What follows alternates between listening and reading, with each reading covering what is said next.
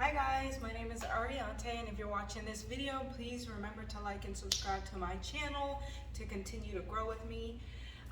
Today's video, I wanted to talk with you guys about abusive cycles, and I'm an open book, so part of my channel is being extremely vulnerable with you guys in hopes that everyone can find vulnerability with themselves, inside themselves, and really get to the core of their true selves and learn how to love ourselves better. And so I was in a 6-year relationship that was extremely abusive, and it was filled with just abusive cycles. And so getting to this point in my life where I found true happiness and peace and continue to cultivate that in my life, God really works on me every day. And so I had come to a place where I realized that maybe there's a possibility that I can abuse myself.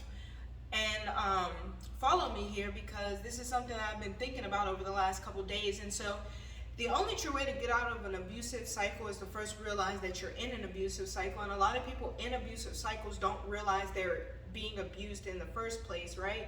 And so coming out of my relationship, a big thing that I cultivated is accountability, of understanding how I got myself in the situation, why I stayed so long, why I continued to put up with the things I was putting up with, and how I got to that place of dealing with myself and saying, hey, you might have been the problem. You might have been the reason that you got here. Not the reason this person treated you like this, but the reason you stayed, right? And so I find myself going through highs and lows, and I'll go through these happy phases in life where I'm really good, and then I'll go through periods of times where I'm at a low, and I find myself kind of depressed and sad. And these cycles keep happening, and they can be kind of painful when it's extreme, right? And so I was writing in my journal the other day. It was the 5th, so that was about like 3 days ago, and I came to a realization where I really asked God in my journal, and I'm going to read that to you, of course, because if you wait till the end, I'm going to give you a journal entry, and I'm going to read my journal entry that relates to this topic as well. But I found myself asking God, wow, am I in an abusive cycle with myself? And so I wanted to bring this to the forefront for everybody, because are we in abusive cycles with ourselves when we get to those highs and lows? And so what is abuse? Abuse is the misuse of a person or thing, right? It's the misuse, the constant use of that thing past a healthy level. And so I find that I have these extreme highs, and then I get to these extreme lows. Is it because I'm in an abusive relationship with myself?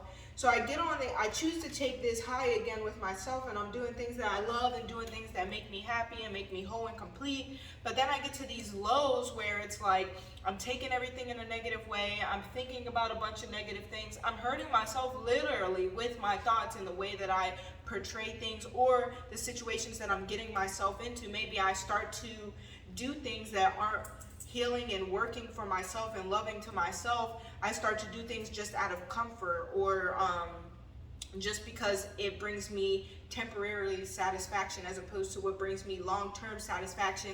And then I find myself in these lows. And I understand, just like day and night, that we have our highs and we have our lows. But if there are extreme highs and extreme lows, it could be because we might be abusing ourselves to a point where we're not recognizing when pain comes in and stopping to take note.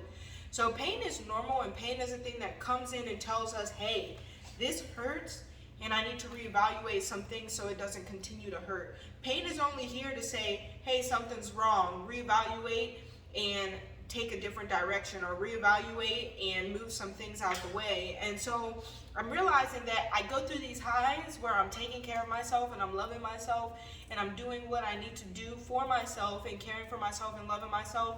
Then once I get there and I get to that place of happiness, I start letting my lower self nurture my higher self slowly, and I start slowly doing things that aren't serving me, aren't in the best light, and I start kind of going down that spiral slowly of doing things that don't serve me.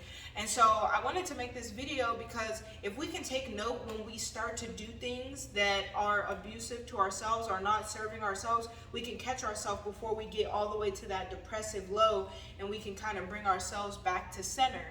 And so the reason I wanted to make this video is because I want us to take note of that and take note that we might be our abusers, and that's why we can stay so long in these relationships that don't serve us, or we're getting in relationships with people that aren't serving us, because when they start to serve us, we get so happy, and when they stop serving us, we want out. But then when it starts serving us again, we forget that they didn't serve us, or these things or habits didn't serve us in the first place, and that's what got us here. So we go in that cycle of, oh, this works, oh, this doesn't work, oh, this works, oh, this doesn't work. So to get out of that cycle, we need to start cultivating the things that work for us and make them consistent actions in our lives to bring us to that center. Because our lows are going to come, but how do we cope with those lows? We have to find that silence. We have to find that peace with that low and sit there instead of keep telling ourselves to go, go, go.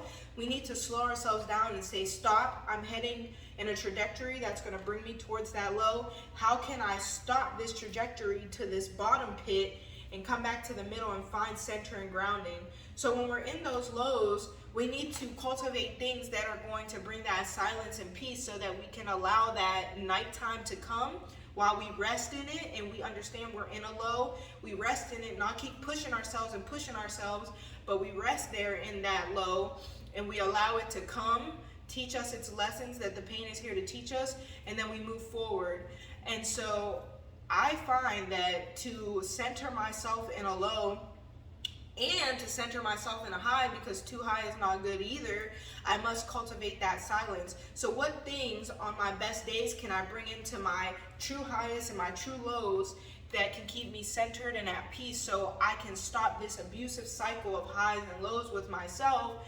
And so I find that I like to meditate. Sitting in my rocking chair, I open my door and I listen to the fountain water. That brings me in a state of centeredness and peace.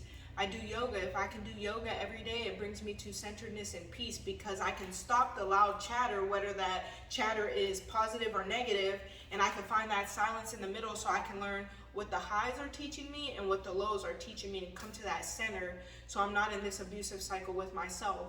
And so if you're still watching this video, the journal entry for you guys, if you're watching this, if you got your journal, if you love me, if you're still here, the journal entry is write your best day. Write about your best and most peaceful day, not your happiest day, but your most peaceful and at peace day with your whole life and your whole being of existence. Right? Exactly how that day looks and how it goes, right? And at the end, I want you to take an inventory of all those things that you chose to do in that peaceful day, and choose one or two things that you can add into your daily experience every single day, so that you can continue to find that centeredness of peace in your highs and lows, and you can always come to that middle point. So your journal entry is write your full, peaceful, and best peaceful day, and at the bottom, choose 1 to 2 things that you can take into every day and enact those into every day, so that you can find your peace, calm, and centeredness in every day. And of course, like I told you guys, I have my journal entry for you that has got me getting all these answers on abusive cycles with myself. So I wrote this on October 5th, 2021. I battle myself in my mind. It is as if we are at war. Can you be in an abusive relationship with yourself? Am I in one? Cycles of love, then pain got me questioning, fighting myself daily, then loving and carrying myself on other days. Am I mentally ill? Are we all ill? How to get out of these cycles of abuse, doubt, and neglect? Is this a realization? Am I crazy? Does everyone feel these ups and downs? Are they healthy? How do I love myself and become more gentle in a way that loves through such hurt and pain? Can I find peace at all times? Is that realistic? God is love, Only.Ariante. So if you're watching this video, I hope you choose to journal. I hope you're still watching this. I hope the sun is shining. I hope you're finding peace and loving yourself today. I hope you have a great day, guys.